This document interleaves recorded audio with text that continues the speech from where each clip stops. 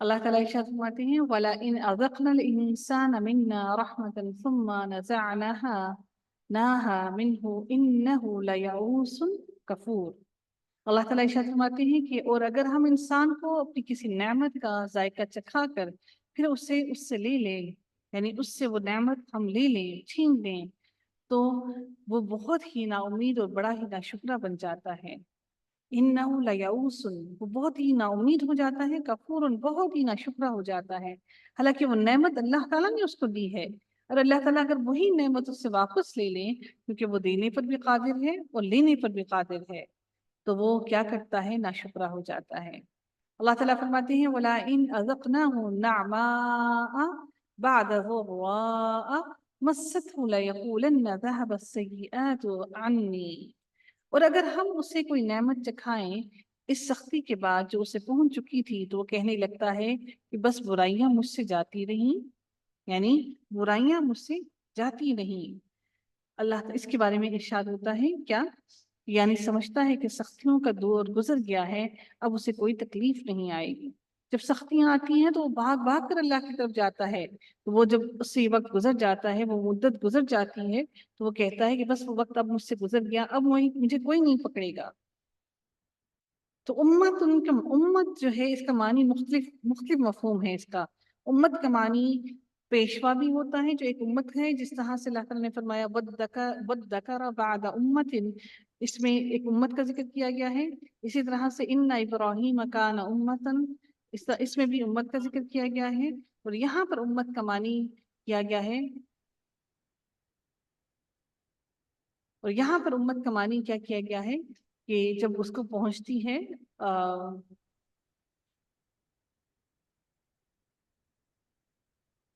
وَلَئِن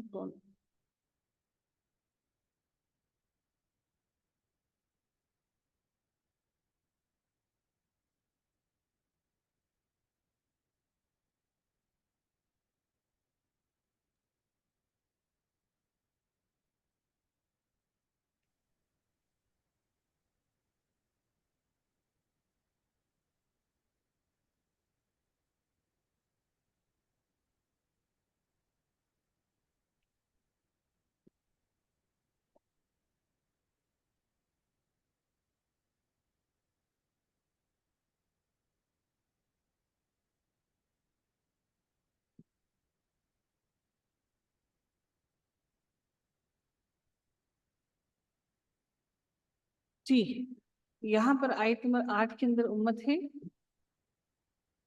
جی، امت معدودت، لیکن یہاں پر جو آیت نمبر 8 کے اندر امتن کا معنی کیا گیا ہے وہ مختلف ہے۔ یہاں پر امتن کا لفظ آیا ہے، یہ قرآن مجید میں مختلف مقامات میں تو مختلف ہے، لیکن یہاں پر اس کے معنی ایک وقت مدت تک ہے، یعنی کہ ایک مقررہ مدت کی بیان کیا جا رہا ہے۔ لیکن اللہ تعالیٰ نے امت کے معنی قرآن میں مختلف کیے ہیں کہ امت کا معنی پیشوا کے بھی ہوتے ہیں، تو ایک مقررہ وقت کی بھی بات کی گئی ہے، اور یہاں پر امت کا معنی مقررہ وقت کی گئی ہے۔ اللہ تعالیٰ یہاں پر ارشاد فرماتے ہیں کہ جب ان کو کوئی تکلیف پہنچتی ہے تو وہ کہتے ہیں کہ اب جب تکلیف کے بعد اللہ تعالیٰ ان کو نعمت کے مزے چکھاتے ہیں تو وہ کہتے ہیں کہ اب ہم سے یہ وقت گزر گیا، اب ہمیں کوئی تکلیف ایسی نہیں جو آ کر ہمیں پکڑے گی۔ اور پھر اللہ تعالیٰ فرماتے ہیں کہ اِنَّهُ لَفَرِحٌ فَخُورٌ، اور پھر وہ اپنی مسرت کے اندر، اپنی خوشی کے اندر فخر کر کے اترانے لگتے ہیں۔ بالکل ہم انسانوں کی طرح جب ہم پر نعمتیں آتی ہیں تو ہم اترانا شروع کر دیتے ہیں، اور پھر ان کا یہ فخر اور غرور اور اترانا اپنی ان نعمتوں کی وجہ سے ہوتا ہے، اور پھر تاہم ان صفات سے اہل ایمان اور صالح ایمان والے مستثنا ہیں، یعنی صالح ایمان والے کبھی بھی اللہ تعالیٰ کی نعمتوں کو نہ تو اتراتے ہیں نہ غرور اور تکبر کرتے ہیں۔ اللہ تعالیٰ ارشاد فرماتے ہیں الذین صبروا وعملوا الصالحات، سوائے ان لوگوں کے جو صبر کرتے ہیں اور نیک عمل کرتے ہیں، انہی لوگوں کے لیے بخشش بھی ہے اور بہت بڑا نیک بدلہ بھی ہے ان کے لیے، وَأَجْرٌ كَبِيرٌ، بہت بڑا نیک بدلہ ہے۔ اس کے بارے میں حدیث میں آتا ہے کہ نبی صلی اللہ علیہ وسلم نے قسم کھا کر فرمایا، قسم ہے اس ذات کی جس کے ہاتھ میں میری جان ہے، اللہ تعالیٰ مومن کے لیے جو بھی فیصلہ فرماتا ہے اس میں اس کے لیے بہتری کا پہلو ہوتا ہے۔ اگر اس کو راحت پہنچتی ہے تو اس پر اللہ کا شکر کرتا ہے اور جو اس کے لیے بہتر ہے، اور اگر اسے کوئی تکلیف پہنچتی ہے تو صبر کرتا ہے، یہ بھی اس کے لیے بہتر ہے۔ یہ امتیاز کس وجہ سے ہے؟ یہ ان کے اندر ڈفرینس کس وجہ سے ہے کہ ایک مومن کے سوا کسی کو یہ امتیاز، ایک مومن کے سوا کسی کو بھی حاصل نہیں ہے۔ صرف مومن ہی اللہ تعالیٰ کی نعمتوں کا شکر ادا کرتا ہے، جو مومن نہیں وہ اللہ تعالیٰ کی نعمتوں کا شکر ادا نہیں کرتا۔ اور ایک اور حدیث میں فرمایا کہ مومن جو بھی فکر اور غم اور تکلیف جب بھی اس کو پہنچتی ہے، حتیٰ کہ جب اسے کانٹا بھی چبھتا ہے تو اللہ تعالیٰ اس کی وجہ سے اس کی غلطیاں معاف فرما دیتا ہے، لیکن اس کے لیے مومن ہونا لازم ہے، صبر کرنا لازم ہے۔ اگلی آیت میں اللہ تعالیٰ ارشاد فرماتے ہیں فَلَعَلَّكَ تَارِكٌ بَعْدَ مَا يُوحَىٰ إِلَيْكَ وَضَائِقٌ بِهِ صَدْرُكَ۔ اللہ تعالیٰ ارشاد فرماتے ہیں پس شاید کہ آپ اس وحی کے کسی حصے کو چھوڑ دینے والے ہیں۔ نبی اکرم صلی اللہ علیہ وسلم کا کہا جا رہا ہے کہ شاید کہ کچھ باتیں آپ ان کافروں کے آگے کھولنے والے نہیں ہیں، تارک ہیں، تارکن چھوڑنے والے ہیں، اور وضائقن اور کچھ ان لوگوں کی باتوں سے آپ کا سینہ تنگ ہو جاتا ہے، کچھ وہ ایسی باتیں کرتے ہیں آپ کے معاملے میں کہ آپ کا سینہ تنگ ہو جاتا ہے ان باتوں سے۔ یعنی کچھ احکامات اللہ تعالیٰ کی طرف سے جب نازل کیے جاتے ہیں تو نبی پاک کو ڈر محسوس ہوا کہ کہیں میں ان کے سامنے یہ باتیں کھولوں تو معلوم نہیں ان کا رویہ کیا ہو۔ تو اللہ تعالیٰ فرماتے ہیں کہ کچھ باتیں اگر آپ کے من تک ہوتا، آپ کی تک ہوتا تو آپ ان باتوں کو روک لیتے اپنے پاس۔ تو اللہ تعالیٰ فرماتے ہیں کہ قُلْ فَلَعَلَّكَ، بس شاید کہ آپ اس وحی کے کچھ حصے کو چھوڑ دینے والے ہیں جو آپ کی طرف نازل کی جاتی ہے، اور اس سے آپ کا دل تنگ ہے، یعنی اس بات سے آپ کا دل تنگ ہے صرف ان کی اس بات پر کہ اس پر کوئی خزانہ کیوں نہیں اترا، اس بات پر این یقول، وہ یہ کہتے ہیں لولا انزل علیہ کنز، کہ اس نبی پر کوئی خزانہ کیوں نہ اترا، او جاء معہ ملک، یا پھر کوئی فرشتے کیوں نہ آئے اس کے ساتھ اس کی مدد کرتے۔ انما انت نذیر، اللہ تعالیٰ فرماتے ہیں کہ اے نبی آپ تو صرف ڈرانے والے ہیں، اس سے بڑھ کر تو آپ کا کوئی کام نہیں ہے۔ اللہ علی کل شیء وکیل، اور اللہ تعالیٰ ہر چیز کا ذمہ دار خود اللہ تعالیٰ ہے، وہ ہر چیز کا کارساز ہے، ہر چیز کا ذمہ دار وہی ہے۔ تو یہاں پر اللہ تعالیٰ نے نبی اکرم صلی اللہ علیہ وآلہ وسلم کے بارے میں ان ساری باتوں کے بارے میں ذکر فرمایا۔ اللہ تعالیٰ نے سورہ ہجر میں بھی ارشاد فرمایا کہ ہمیں معلوم ہے کہ لوگ آپ کے بارے میں باتیں کہتے ہیں، ان کی باتوں سے آپ کا سینہ تنگ ہوتا ہے۔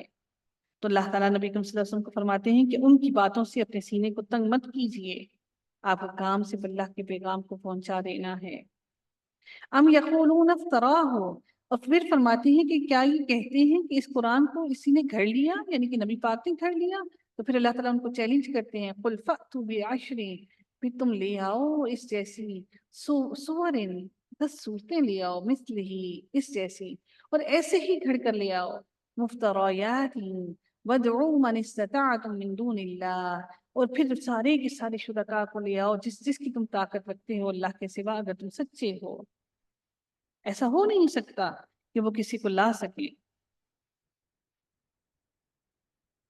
اور پھر ان کو کہا کہ تم سب کو لے آؤ، اعلان نبی پاک کو اللہ تعالیٰ نے بنی اسرائیل میں کہا کہ اعلان کر دیجئے کہ اگر تمام انسان اور کل جن مل کر اس قرآن کی مثل لانا چاہیں تو ان سب سے اس کی مثل لانا مشکل ہے، وہ آپس میں ایک دوسرے کے مددگار بھی بن جائیں تب بھی وہ اس قرآن جیسا کوئی ایک حرف بھی نہیں لا سکتے۔ تو اللہ تعالیٰ نے ان کو کھلا چیلنج دے دیا، فَإِن لَّمْ يَسْتَجِيبُوا لَكُمْ فَاعْلَمُوا أَنَّمَا أُنزِلَ بِعِلْمِ اللَّهِ وَأَن لَّا إِلَٰهَ إِلَّا هُوَ۔ اللہ تعالیٰ فرماتے ہیں کہ جو شخص پھر اگر وہ تمہاری اس بات کو قبول نہ کریں، فَإِن لَّمْ يَسْتَجِيبُوا، اگر پھر وہ اگر جواب نہ دیں، يَسْتَجِيبُوا وہ جواب نہ دیں باب استفعال سے، یعنی کہ وہ جواب نہ دیں، پھر اگر وہ تمہاری اس بات کو قبول نہ کریں، لَكُمْ فَاعْلَمُوا تو تم یقین سے جان لو کہ یہ قرآن اللہ کے علم کے ساتھ اتارا گیا ہے، کہ اللہ نے اتارا ہے، اور یہ کہ اللہ کے سوا کوئی معبود نہیں، بس کیا تم مسلمان ہوتے ہو؟ فَهَلْ أَنْتُمْ مُسْلِمُونَ، تو اب کیا تم مسلمان ہوتے ہو؟ تم اس سے تو کچھ لا نہیں سکے۔ پھر اللہ تعالیٰ فرماتے ہیں من کان یرید الحیات الدنیا وزینتها، اللہ تعالیٰ فرماتے ہیں جو شخص دنیا کی زندگی اور اس کی زینت پر فریفتہ ہوا چاہتا ہے، اس میں محظوظ ہو گیا ہے، بہت زیادہ اپنی زندگی کو عیاشیوں میں گزار رہا ہے اس دنیا کی زندگی میں، نوفی الیہم اعمالہم، اللہ تعالیٰ فرماتے ہیں کہ ہم ایسوں کو ان کے کل اعمال کا بدلہ یہیں بھرپور پہنچا دیں گے. ہم ان کو مکمل طور پر ان کے تمام اعمال کا بدلہ اس دنیا کی زندگی میں ہی ان کو دے دیں گے. جو دنیا کی زندگی میں مصروف ہو گیا، مگن ہو گیا، سوچئے گا کہیں ایسا تو نہیں کہ ہم دنیا کی زندگی میں ہی مگن ہو گئے. وَهُمْ فِيهَا لَا يُبْخَسُونَ، اور ان کو اس دنیا کی زندگی میں دیے جانے میں کوئی کمی نہ کی جائے گی. اس سے مراد وہ بھی اہل ایمان بھی ہیں جو دنیا میں دکھاوے کے لیے عمل کرتے ہیں، ان کو بھی دنیا میں ہی عطا کر دیا جائے گا سب کچھ. أُولَٰئِكَ الَّذِينَ لَيْسَ لَهُمْ فِي الْآخِرَةِ إِلَّا النَّارُ. ہاں یہی وہ لوگ ہیں جن کے لیے آخرت میں سوائے آگ کے اور کچھ نہیں ہے. وَحَبِطَ مَا صَنَعُوا فِيهَا، اور جو کچھ انہوں نے دنیا کی زندگی میں کیا، اگر انہوں نے وہ اچھے عمل بھی کیے کیونکہ دنیا کی زندگی میں مطمئن تھے وہ، تو وہ سب کچھ ضائع ہو گیا. اور وہ دنیا کی زندگی میں سب کچھ ضائع ہو گیا اور باطل ہو گیا. مَا كَانُوا يَعْمَلُونَ، اس اعمال کے سبب جو دکھاوا وہ کرتے تھے، دنیا میں مگن تھے، دنیا کو راضی کرنے میں لگے تھے، ان کے سبب اللہ تعالیٰ نے وہ سب کچھ راضی ان سے لے لیا. اس میں یہود اور نصارہ بھی شامل ہیں، اور اس میں وہ مسلمان بھی شامل ہیں جو دنیا میں راضی ہیں. اگلی آیت میں ارشاد ہوتا ہے افمن کان علیہ بینۃ من ربہ ویتلوہ شاہد منہ ومن قبلہ کتاب موسیٰ اماما ورحمہ. کیا وہ شخص جو اپنے رب کے پاس کی دلیل پر ہو، یعنی اپنے رب سے کوئی دلیل جس کو اللہ تعالیٰ نے نبی کو جو دلیل دی ہے اس کے ساتھ اللہ کی طرف کا گواہ ہو، اور اس سے پہلے موسیٰ کی کتاب گواہ ہو جو پیشوا اور رحمت ہے، اوروں کے برابر ہو سکتی ہیں؟ یہاں پر ذکر کیا کیا گیا ہے کہ منکرین اور کافرین کے مقابلے میں اہل فطرت اور اہل ایمان کا تذکرہ کیا جا رہا ہے. اپنے رب کی طرف سے دلیل سے مراد وہ فطرت ہے جس پر اللہ تعالیٰ نے انسان کو پیدا فرمایا، اور وہ ہے الہ واحد، یعنی کہ اللہ تعالیٰ کے واحد ہونے کا اعتراف کرنا اور صرف اسی کی عبادت کرنا. جس طرح نبی اکرم صلی اللہ علیہ وآلہ وسلم نے فرمایا کہ ہر بچہ فطرت پر پیدا ہوتا ہے، بس اس کے بعد اس کے ماں باپ اسے یہودی، نصرانی اور مجوسی بنا دیتے ہیں. اور گواہ سے مراد کیا ہے کہ اللہ کی طرف سے ایک گواہ بھی ہو. گواہ سے مراد قرآن یا محمد صلی اللہ علیہ وآلہ وسلم ہیں جو اس فطرت کی طرف دعوت دیتے ہیں اور اس کی نشاندہی کرتے ہیں. اور اس سے پہلے موسیٰ علیہ السلام کی تورات، یعنی کہ وہ گواہ تھی، یعنی کہ وہ ان لوگوں کو اللہ کا، یعنی کہ یہ قرآن اور یہ کتابیں گواہ کیسے ہیں؟ کیونکہ اس کے اندر ہر چیز کی گواہی دی گئی ہے، جنت کی بھی، دوزخ کی بھی، اچھے عمل کی بھی، برے عمل کی بھی، ہر چیز کی گواہی دی گئی ہے. اس لیے اللہ تعالیٰ نے اس قرآن کو وَيَتْلُوهُ اور پڑھی جاتی ہے شاہد منہ، کہ ان پر ایک گواہی، یہ کیا ہے؟ قرآن، یہ کتاب. اور ان سے پہلے، اس قرآن سے پہلے موسیٰ علیہ السلام کی کتاب تھی جو کہ رحمت بھی تھی اور ان کے لیے راہ ہدایت بھی تھی. پھر اللہ تعالیٰ ان لوگوں کے لیے ارشاد فرماتے ہیں اولئک یؤمنون بہ، یہی لوگ ہیں جو اس پر ایمان رکھتے ہیں، اور تمام فرقوں میں سے جو بھی اس کا منکر ہو اس کے آخری وعدے کی جگہ جہنم ہے. فالنار موعدہ، تو اس کی وعدے کی جگہ، وعدہ گاہ جو ہے وہ جہنم ہے. فلا تکو فی مریۃ منہ انہ الحق من ربک، اللہ تعالیٰ فرماتے ہیں بس تو اس میں کسی قسم کے شبہ میں نہ رہنا، کہ فلا تکو فی مریۃ، کہ اس بارے میں، اس جہنم کے بارے میں کسی شک و شبہ میں مبتلا نہ ہونا. انہ الحق من ربک، یہ تیرے رب کی طرف سے وعدہ حق اور سچ ہے. ولیکن اکثر الناس لا یؤمنون، لیکن اکثر لوگ اس کو نہیں مانتے، اکثر لوگ ایمان نہیں لاتے، اس بات پر اکثر لوگ ایمان نہیں لاتے. نبی کریم صلی اللہ علیہ وآلہ وسلم نے ایک حدیث میں ارشاد فرمایا کہ اس کا ٹھکانہ جہنم ہے، قسم ہے اس ذات کی جس کے ہاتھ میں میری جان ہے، اس امت کی،